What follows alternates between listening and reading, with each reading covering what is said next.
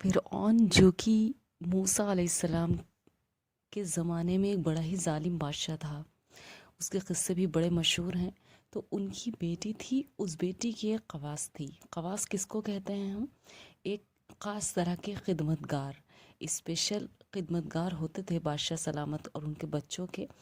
تو ان کے ایمان افروز ایک ذکر ہے جو ہمارے ایمان کو بڑھانے میں انشاءاللہ تعالیٰ ضرور مدد کرے گا۔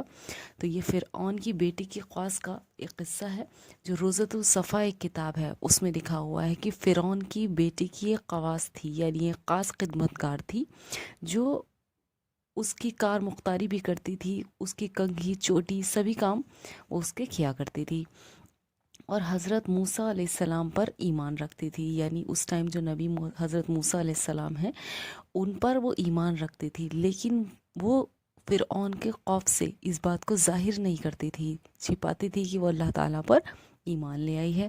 ایک بار اس کے ہاتھ سے اس بچی کے، فرعون کی بیٹی کے بال سنوارتے ہوئے وہ کنگھی گر جاتی ہے، تو اس کے ہاتھ سے کنگھی چھوٹ گئی، اس نے بسم اللہ کہہ کر اٹھا لی۔ لڑکی نے پوچھا، فرعون کی بیٹی نے پوچھا کہ یہ تو نے کیا کہا، یہ کس کا نام لیا؟ خواص نے کہا یہ اسی کا نام ہے جس نے تیرے باپ کو پیدا کیا اور اس کو بادشاہی دی۔ لڑکی کو بڑا تعجب ہوا کہ میرے باپ سے بھی کوئی بڑا ہے۔ دوڑی ہوئی فرعون کے پاس گئی اور سارا قصہ بیان کیا۔ فرعون نہایت غصے میں آیا اور اس خواص کو بلا کر ڈرایا دھمکایا، مگر اس نے صاف کہہ دیا کہ جو چاہے کر، میں ایمان نہ چھوڑوں گی۔ اول اس کے لیے سزا مقرر کی گئی، اس کے ہاتھ پاؤں میں کیلے جڑ کر اس پر انگارے اور بھوبل ڈالی گئی، لیکن ایمان اس کا اتنا مضبوط تھا، اور جب ایمان مضبوط ہوتا ہے تو دنیا کی کوئی طاقت ہمیں ہلا نہیں پاتی، اور جب ظلم حد سے زیادہ بڑھ جاتے ہیں تو اللہ تعالیٰ غیب کے دروازوں کو ہم پر کھول دیتے ہیں، غیب کے پردوں کو ہٹا دیتے ہیں اور ہمارے نتائج ہمیں دکھا کر ہمیں ہمت سے بھر دیتے ہیں۔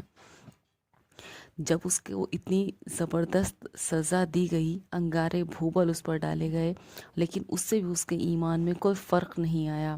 تو ایک لڑکا، ایک بچہ اس کی گود میں تھا، اس کو آگ میں ڈال دیا جاتا ہے۔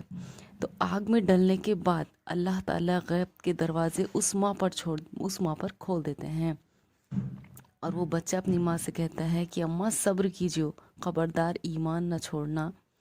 غرض وہ اپنے ایمان پر جمی رہی، یہاں تک کہ اس بیچاری کو بھی پکڑ کر جلتے تندور میں جھونک دیا۔ سورہ بروج میں جو کھائیوں والا ایک قصہ آیا ہے، اس میں بھی اس طرح کی ایک عورت کا اور اس کے بچے کا قصہ بیان ہو چکا ہے۔ ان پر بھی اللہ تعالیٰ نے غیب کے دروازے کھول دیے، غیب کے پردے ہٹا کر اللہ تعالیٰ ایمان کی مضبوطی کو بنائے رکھتے ہیں۔ ایسا نہیں ہے کہ ان کا بندہ پریشان ہے یا سزاؤں میں گھرا ہوا ہے تو اللہ تعالیٰ کی مدد نہیں آتی۔ اگر کچھ مشکل بندے کے لیے ہے تو وہ ہے اپنے ایمان کو بنانا۔ اگر آج کے وقت میں ہم یہ سوچیں کہ نہیں، وہ پرانے ٹائم تھے جب اتنے مضبوط ایمان تھے، تو یاد رکھیے کہ اتنے ظالم بادشاہ آج موجود نہیں جتنا ظالم بادشاہ فرعون تھا، نمرود تھا، حامان تھا۔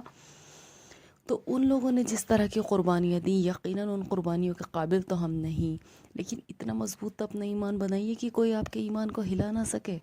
چلیے اتنی بڑی سزاؤں والا کوئی نہیں، تو یہ تو آپ کے لیے اور اچیومنٹ کی بات ہے۔ میدان ایک دم خالی ہے، نیکی کرنے کا میدان ایک دم خالی ہے۔ اس ٹائم نیکی کرنا اور زیادہ آسان ہے، اپنی ایمان کو بنا لینا اور زیادہ آسان ہے۔ جس طرح آپ اپنی صحت، اپنی صورت کو بنانے کی فکر کرتی ہیں، بچیوں میری ریکویسٹ ہے کہ اپنے ایمان کو بنانے کی اتنی فکر کیجیے۔ اگر ایک بار آپ کا ایمان بن گیا تو دنیا کی کوئی طاقت نہیں ہے جو آپ کو ہلا سکے۔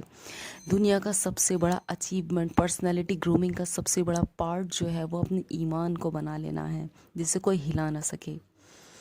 اچھا، ان ایمان کو بنانے کی آپ فائدے دیکھیے کہ یہ کیسی مضبوطی ہے، کتنی بڑی نعمت ہے۔ اپنے نفس کی خوشی کے واسطے یا کسی لالچ کے سبب یا کسی مصیبت تکلیف کی وجہ سے کبھی اپنے ایمان یا دین میں خلل مت ڈالنے دیجیے۔ خدا اور رسول کے خلاف کبھی کوئی کام مت کیجیے۔ پھر دیکھیے ذرا سی آپ کی برداشت پر اللہ کی کتنی بڑی بڑی مدد آپ کے لیے آتی ہیں۔